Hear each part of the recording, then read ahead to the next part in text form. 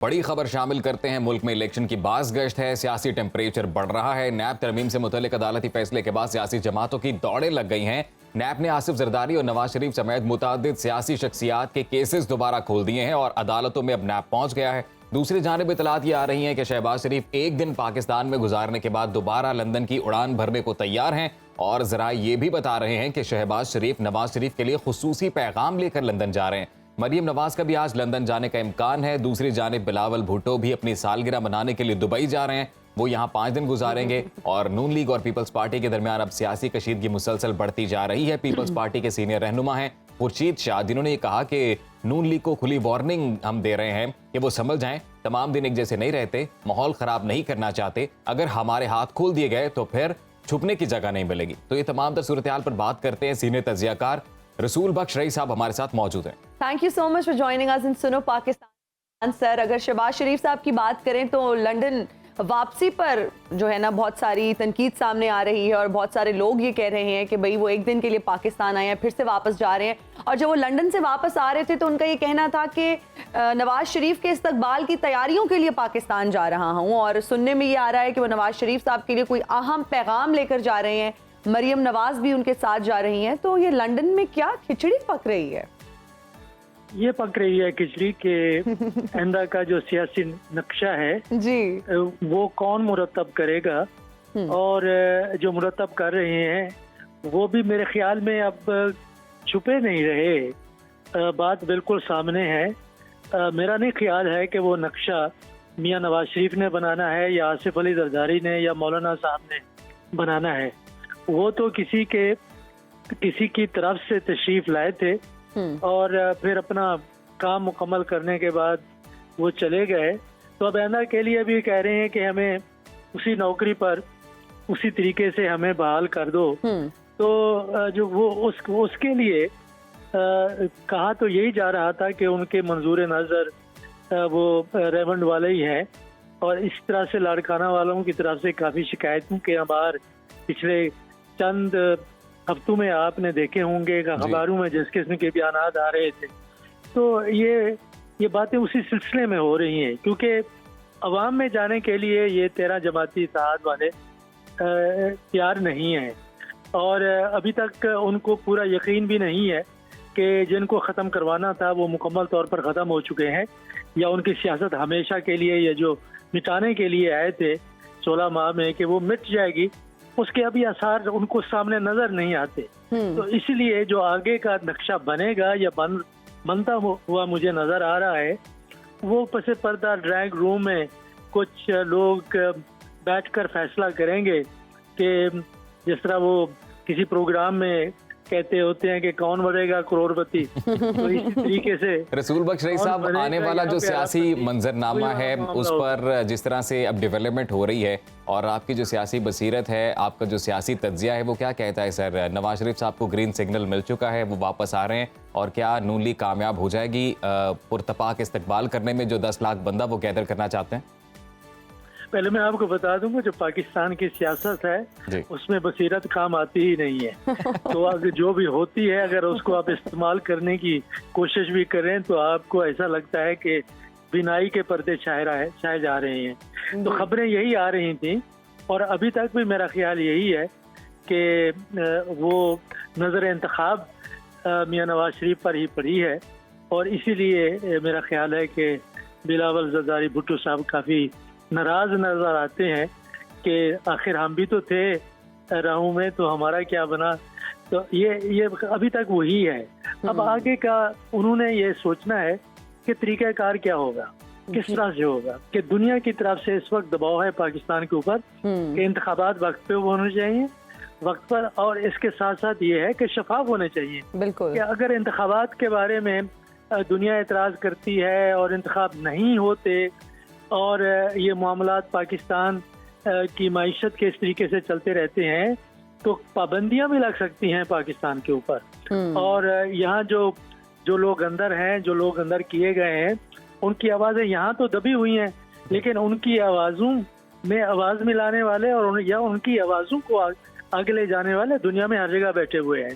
तो इसलिए हम मुश्किल में फंस जाएंगे। तो ये सोच रहे होंगे कि किस तरीके से वापसी का सफर करना है, सियासत में वापसी का। वैसे आने के लिए तुमको ना देर लगती है, ना जाने के लिए देर लगती है। तो हम तो काफी 2 साल से सुन रहे हैं कि मियाँ साहब आ रहे हैं। रसूल बख्श रईस साहब, आप जिस जानिब निशानदेही कर रहे हैं, इंतखाबात की ऑब्वियसली बात हो रही है कि एक प्रेशर भी है, इंतखाबात होने चाहिए, लेकिन इसके साथ ही साथ हम ये भी देख रहे हैं कि कुछ नई सियासी जमातें भी मंजर-ए-आम पर आ रही हैं। तहरीक इस्तेहकाम पार्टी है, फिर इसके साथ पीटीआई पार्लियामेंटेरियंस है, और अब खिता पोटोहार से एक नई जमात की बाज़गश्त सुनाई दे रही है। तो क्या लग रहा है कि सर ये एक हंग पार्लियामेंट ही नजर आती है अगर इंतखाबात होते हैं, या कोई एक जमात मेजॉरिटी ले पाएगी? देखें, ये तो अभी कहना बड़ा मुश्किल है कि तहरीक इंसाफ जो सबसे बड़ी पार्टी और मकबूल तरीन लीडर नजर आते थे, वो इस वक्त तो बिल्कुल दबाव में है, और जो उनका मुंतखब होने के काबिल लोग समझे जाते थे और जिनको पार्टी में शामिल किया गया था, वो तो बिल्कुल फसली बटेरों की तरह छोड़ के कहीं और चले गए हैं। तो जाहिर है कि ऐसी सूरत हाल रही तो फिर हम ये नहीं कह सकते कि कौन हुकूमत बनाएगा। और ये जो मुख्तलिफ धड़े सामने आ रहे हैं, तो ये सिर्फ तहरीक इंसाफ को नुकसान नहीं होगा। पाकिस्तान पीपल्स पार्टी जो काफी अरसे से कोशिश कर रही है कि पंजाब में दोबारा से कदम जमाए, वो नहीं जमा सकेगी। और इस तरह से मुस्लिम लीग की जो ख्वाहिश थी या कोशिश थी, और जिसके लिए मियां नवाज शरीफ साहब वापस आ रहे थे कि जो काबिल इंतखाब सियासी घराने हैं उनको इकट्ठा किया जाए, दोबारा से जोड़ा जाए, क्योंकि ये आवाम की सियासत नहीं हो रही, ये इंट्रा एलीट पॉलिटिक्स है पाकिस्तान के अंदर, हुक्मरानों के दरमियान में हो रही है। तो उनको इकट्ठे कैसा जोड़ना है? तो अगर ये सारे लोग अलग अलग से पार्टियां बन गई, तो फिर जाहिर है कि उन पार्टियों में से ही कोई उठ के आ सकता है, और रेवंड और लाड़काना वालों के दरवाजे हमेशा के लिए बंद भी हो सकते। अच्छा सर, हम एक और चीज देख रहे हैं कि मुस्लिम लीग नून और पीपल्स पार्टी के दरमियान कशीदगी बढ़ती जा रही है, और खुर्शीद शाह ने नून लीग को खबरदार कर दिया कि अगर हमारे हाथ खोल दिए गए तो छुपने की जगह नहीं मिलेगी। आप क्या समझते हैं, ये अचानक से दोनों जमातों के दरमियान कशीदगी की क्या वजह है? पहले तो देखें ना कि खुर्शीद शाह साहब के हाथ कैसे ने बांधे हुए हैं, ना उनकी जुबान बंधी हुई है, ना हाथ बंधे हुए हैं जी। वो तो देखेंगे कि जरदारी साहब उनको क्या इशारा करते हैं। उनके हाथ वहां पे बंधे हुए हैं, कोई और नहीं बांध सकता। लेकिन इशारे यही कर रहे हैं कि उनको शिकायत ये है कि जो निगरान कबीना है वो ऐसा ही लगता है कि नवाज शरीफ साहब की कबीना है। हमारे लोग बहुत कम है, ना होने के बराबर हैं, और आइंदा का जो नक्शा है उसके बारे में उनको भी उसी किस्म के खदशात हैं जो किसी और को हो सकते हैं। अच्छा, रसूल बख्श रईस साहब ये भी जानना चाहते हैं कि नैब जो तरामीम की गई थी वो रोल बैक कर दी गई सुप्रीम कोर्ट की जानिब से, और अब जो तमाम केसेस हैं, जो बंद केसेस हैं, वो बहाल हो गए हैं, और नैब दोबारा पहुंच चुका है अदालत में कि 500 मिलियन से कम के जो केसेस हैं वो दोबारा नैब के हवाले किए जाएं। तो अब मुश्किलात बढ़ती नजर आती हैं सियासतदानों के लिए, जिन के केसेस जो थे वो बंद हुए थे। ये तो 10-10, 15-15 साल से केसेस चल रहे हैं, इनकी कौन सी मुश्किलात उनको सामने था।